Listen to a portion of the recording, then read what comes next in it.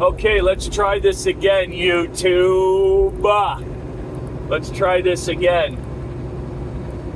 So I want to talk today about an incident that has taken place over the course of the last month within my company, and it's between myself and one of the office workers. So as of late, they've changed the procedure in how we do our customs, our border paperwork for this particular customer. Anybody who crosses international borders as a truck driver, you guys all know, guys and girls all know, we need that cover letter. We need that cover sheet. It's called an ACE or an ACI, right? Depending on what border you're crossing. And it has all the load information, how many pieces, where it's going, the truck and trailer information.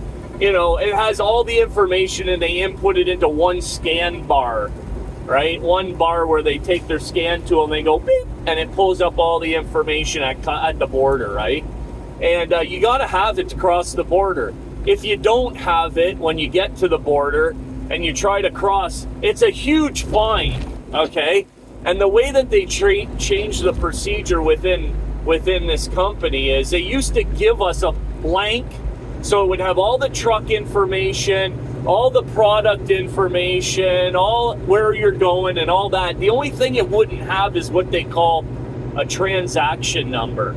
And the reason it wouldn't have that transaction number is because until you get loaded, you don't know if what they tell you they're going to load on your trailer is exactly what's going to end up on there, right? There could be shortages, and there could be an increase in between the time, right? There could be a change that happens within the amount of pieces and the product that's going on your trailer. So this one particular customer, like I said, we used to get the paperwork, we get loaded. After we're loaded, we'd let them know, okay, we're loaded. We verify all the information, and then they go ahead and process the customs. We'd wait for it to clear at the border, and they give us what they call a transaction number. We write that in manually on the piece of paper, and we head out, right? We have everything. It's ready to go. It was a pretty seamless process. Within the last months, they changed it because one of the drivers, and I'm assuming this is why they changed it, probably took his paperwork, got loaded, and headed to the border before it was cleared, didn't say nothing to nobody, and it cost them thousands of dollars. It's not a small fine, it's a huge deal, right? Basically, you're trying to smuggle something in across the border. Like, how can you get to the border and we don't even know what's crossing? So anyways, it's a huge flipping deal. And so now the way that it's changed is they've saddled a person. We'll call this person Diane. We'll give Diane that name because this is who the story revolves around. Now when I get loaded, I got a call. Hey, I'm loaded. You can go ahead and start customs. And then I gotta wait, and then I gotta get the actual ACE or ACI, depending on where I am, and then I gotta get a copy of that piece of paper, and then I make my way up. I go on about my day. So the first trip that I did about a month ago with this new procedure, I called and I said, hey, I'm all loaded over here, and you can start the customs. Okay, great, thanks. Yep. So I start making my way from the customer to the yard is about a 40-minute steam, okay? And I start making my way to the yard. It typically takes about an hour for the paperwork to clear. So I get going to the yard, and while on my way to the yard, I get a message, okay, you're all clear, you're ready to go. And they send me an email of that cover sheet, that ACE in this case, with all, that piece of paper I'm talking about. They sent me a copy of it. But I go in, I get to the thing, I go into get parked, go into the office, I go and look in my employee folder where usually is, 9 times out of 10 they put all any kind of paperwork that the driver needs. We all have an individual employee folder. It's in a filing cabinet. You pull the filing drawer out, you go to your name, you pull your paperwork, and you bounce. You don't got to bother no one, right? So I go to my folder, there's no paperwork in there. So I go to the help desk. Now the help desk, I'm going to add a little context so you guys can kind of get a visual. The help desk is about 15 steps away from the filing cabinet, and it's divided by a desk and then a locked door. And all of the office staff that deal with the drivers, dispatchers, driver managers, people who do the customs, they all work on the other side of this help desk / locked door. And it's an open room. They all have a desk. They all have individual desks, and it has a little 2-foot partition over it, but everybody can see. I can see everybody in the office, and everybody can hear everybody and everything else, right? And it's an efficient way, instead of them having to get up out of their desk, hey, so-and-so driver is on the phone or whatever. It makes for easy communication within the office. I'm assuming that most offices are like this way, or are this way when it comes to medium-sized, companies. So I go to the help desk and I say, and her desk is right there on the other side of the help desk, not facing it. Actually, her back is towards it, but her desk is right there because obviously, most drivers are coming in there and they need their paperwork for the border, right? So anyways, you go there, and 9 times out of 10 when you go stand it, there's no bell. There's no so they're all, working away, pretending they're so busy with their lives, right? And so you gotta I don't know, sometimes I'll let out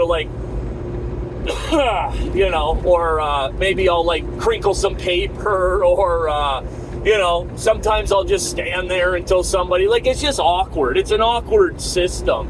And they used to have these blinds, these roll-up things that they roll up, and so you couldn't see around the corner. So you'd be standing at this help desk and you'd be like, hello, and it was just so stupid. It still is stupid, but it was even more stupid before they decided that they were going to take those metal curtains, basically, is what they are, that they roll up at the end of the night or whatever.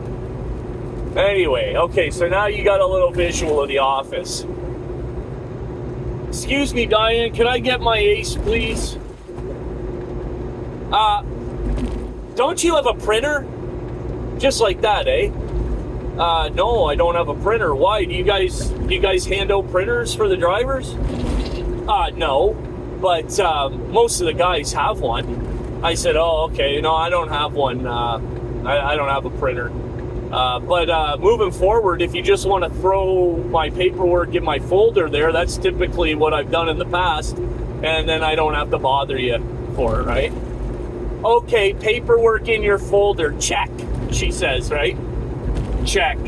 Okay, driver's lounge, paperwork, folder, okay, got it. Okay, so can I just get a copy of it, though, because I don't have one today? Because she don't move after that, right? She don't move.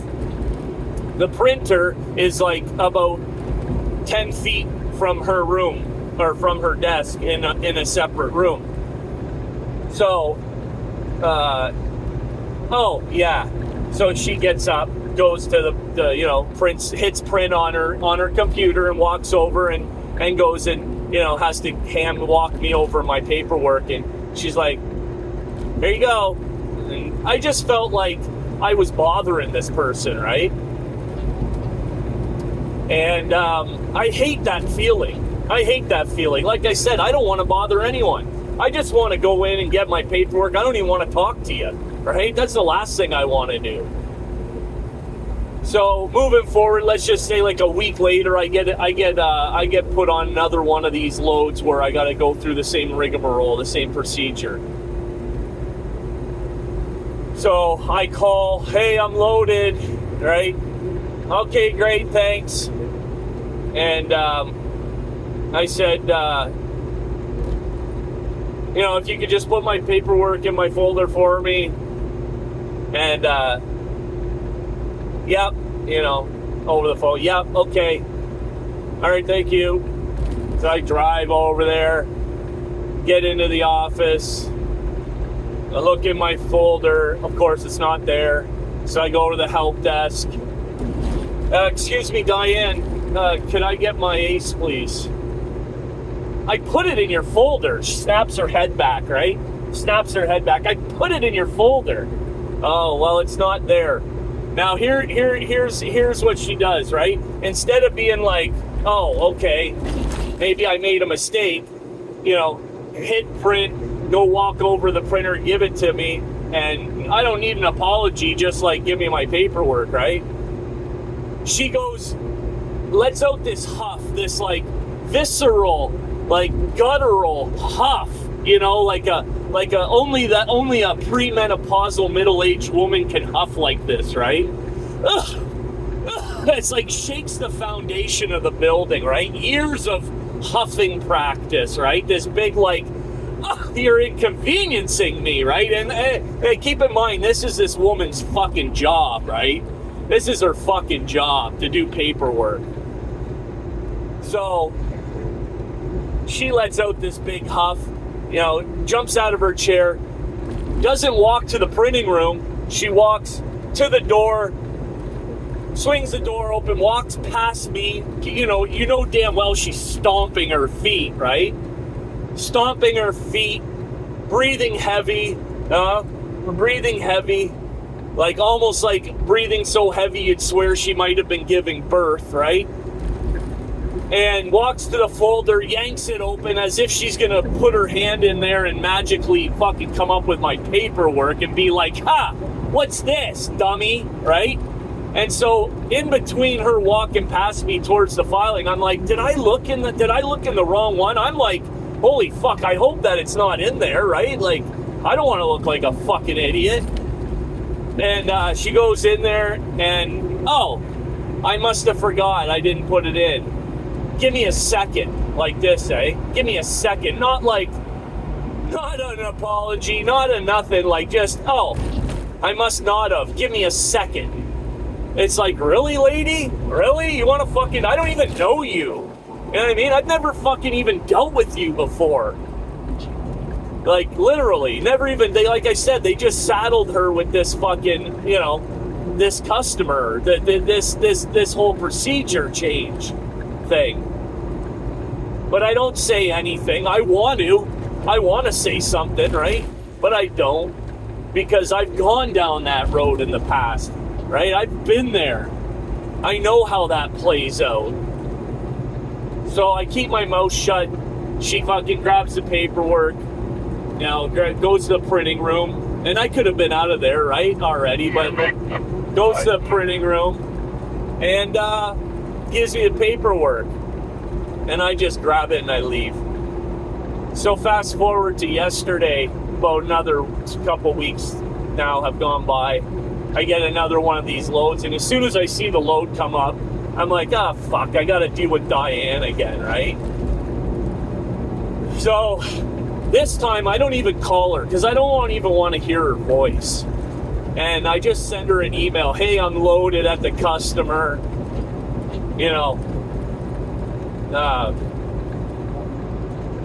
I'm all loaded, waiting on customs, I say, right? And she sends me an email back in like less than a minute. Customs already done.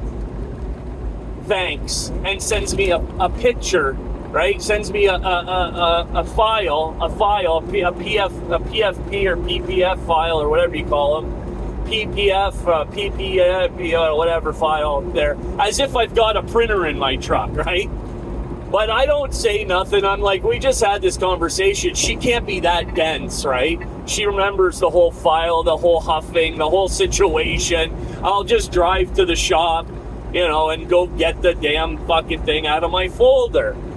Well, are we taking bets here? Was it in my folder? Anyone? guys, girls, hello? Was it in my folder? No. So now I gotta go up to the help desk and ask this woman for my fucking paperwork again, eh? And I'm full of anxiety, and I just want to spin on my heel and be like, fuck this, because again, it's not a one-on-one conversation with her and I.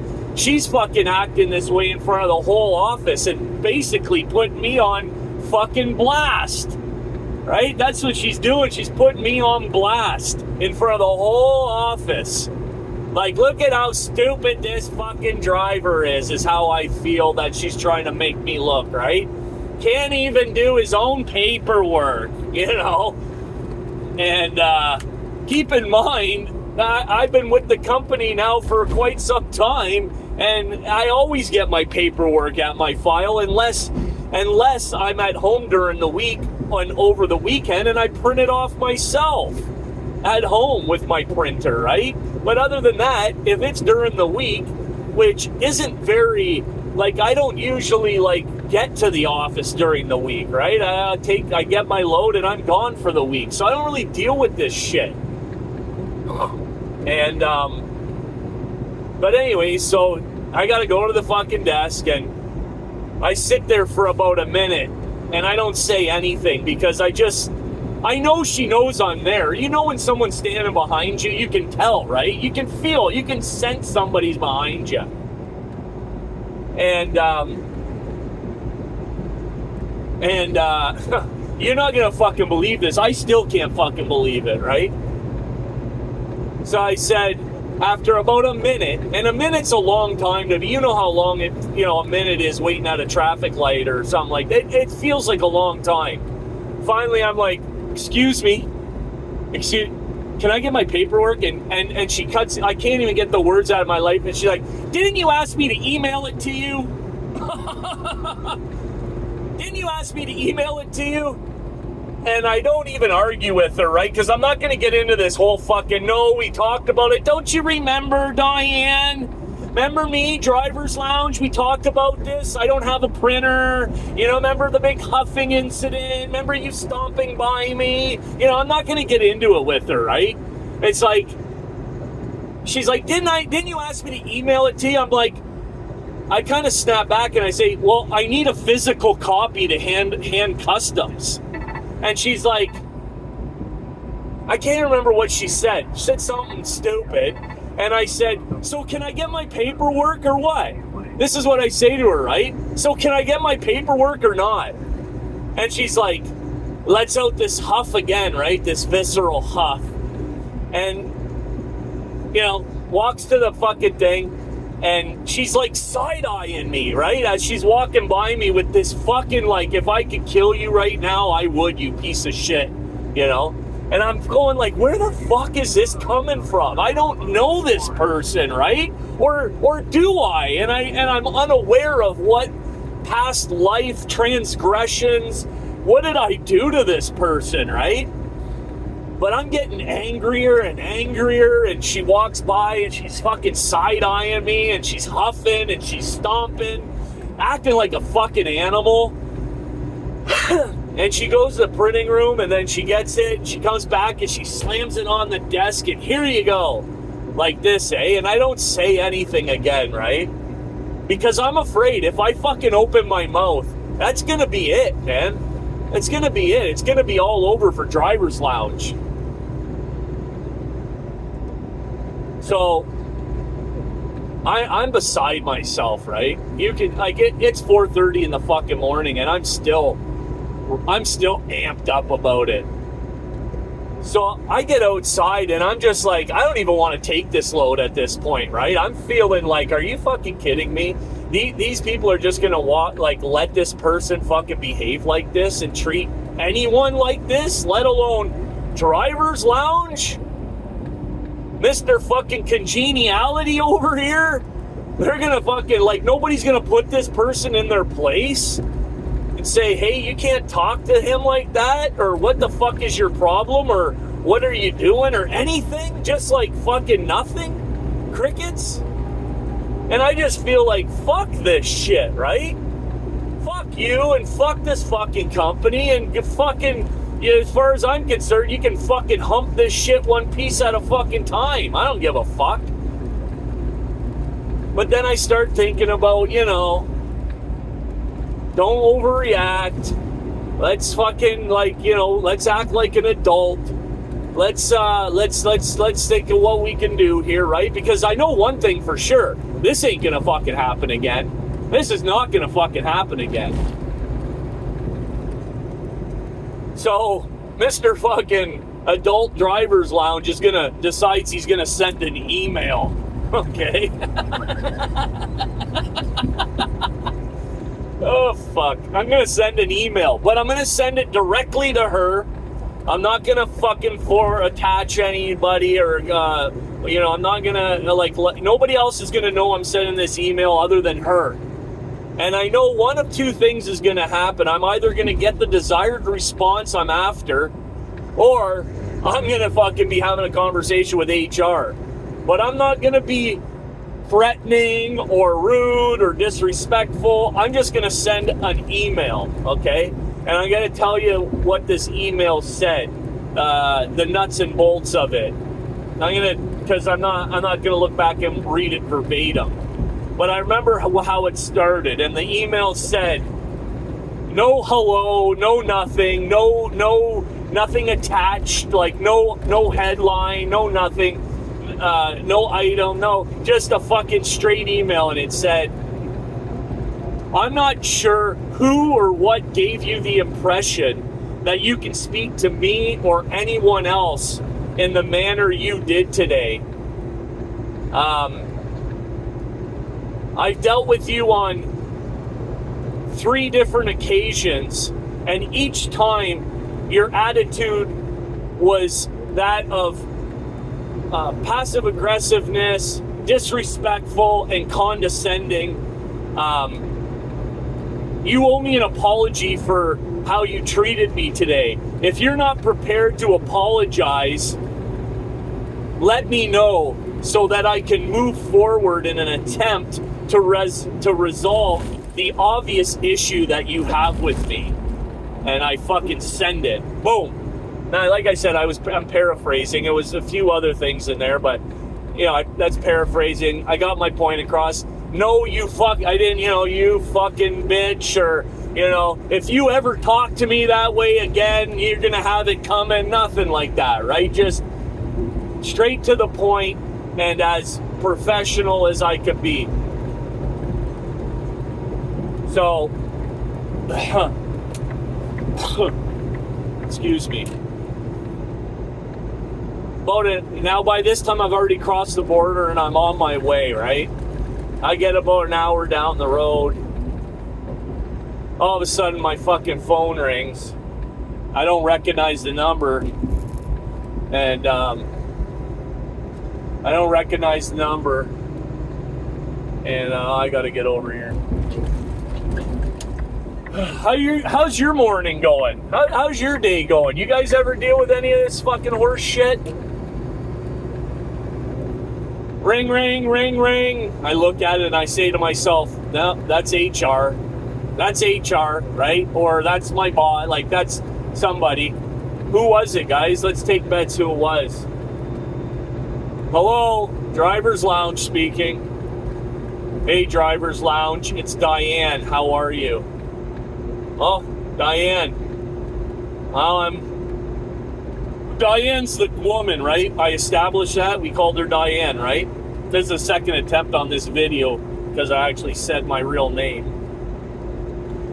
And I said, oh, I'm all right. How are you? And she said, yeah, I just wanted to call and apologize. I shouldn't have. I shouldn't be treating you that way. And then I say, well, I'm really happy that you decided to apologize. I said, I'm not sure what's going on. And she said, the first time that I dealt with you, it seemed like you didn't like me. And you were like really rush, right? And this goes back to what I said initially with, I don't like to bother anybody, right? And that's probably like, you know, there's some drivers out there where they're like, they go into the office and the office people, like, you know, they see them and they're like, well, I don't have fucking half an hour to talk to this guy. Can someone else handle him? You know, the lonely truck driver fucking office guy that anytime they get a chance to talk to somebody, they're like talking to them for fucking yakking their ear off. And, you know, you're watching them like roll their eyes and like, oh, are you almost done yet? Like, I don't want to be that guy, right? Right? But there has to be a happy medium in the sense, like, the first time I met her, you know, maybe the protocol should have been for me to, like, introduce myself. Hey, I'm Driver's Lounge. I guess you're stuck doing my paperwork now. You know, it's something that just kind of broke the ice, right?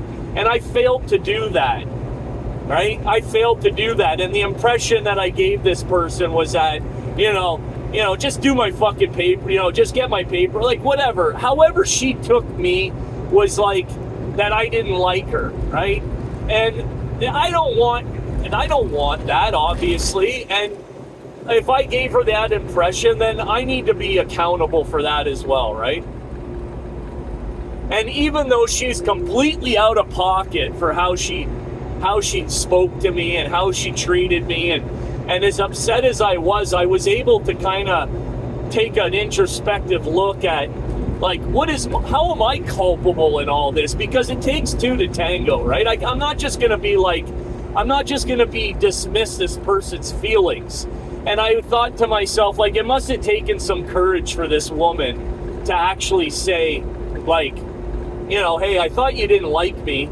And, you know, it just seemed like, you know, you wanted to, like, rush through. And look it, so I apologize. I end up fucking apologizing. Well, I'm sorry if I made you feel that way. I have no personal issue with you, Diane. You know, I just hate to bother you guys. I know how busy you are. And anytime I gotta go to that damn help desk, I just feel like I'm bothering you. And now that's their problem, that they make the drivers feel that way. Because a lot of us feel that way, right? We all sit there with our thumb up our fucking ass, waiting for somebody to acknowledge our existence half the time. And, you know, that's annoying, and that's where they go wrong. But, you know, it's not a perfect system. And life isn't perfect, and there's no perfect solutions. And it takes all kinds of, like, you know, we got to just try to work together. And that's what I said, right? Like, and moving forward, I don't want any issues. I just want to do my job, right? I don't have any, like, you know, as far as I'm concerned, I like you, right? I'm sure you're a wonderful person. And, you know, and she goes, okay, all right, you know, like, again, and she apologized again. And then she said, but can you do me a favor? She goes, can you call me when you're loaded, and then I'm going to just fax your paperwork right to the customer, and they have a fax machine there, because some of the guys do it that way too. Well, unbeknownst to me, I didn't know anything about that, right? No idea. Nobody said jack shit to me about the, you know, we don't bother our customers with our paperwork. And I think actually that was policy at one point. Don't ask the customer to do your paperwork, right? Which I'm sure you can all understand. But I said, absolutely, I can do that. She's like, okay, all right, cool. Well, thanks, Driver's Lounge. I said, no, thank you. I appreciate you taking the time to give me a call. And boom, bang, bing, right? That was it. We were done. And I guess it turned out okay. And I guess, like, everything's going to be, you know, tickety-boo from here on in. But I just wanted to share that story with you because I thought there was some pertinent information, right? I thought that, you know, there was something for me to, something for me to, I learned something from it, right? And not that I haven't learned that lesson before, because I have, and we all need to think about our nonverbal communication, don't we, folks?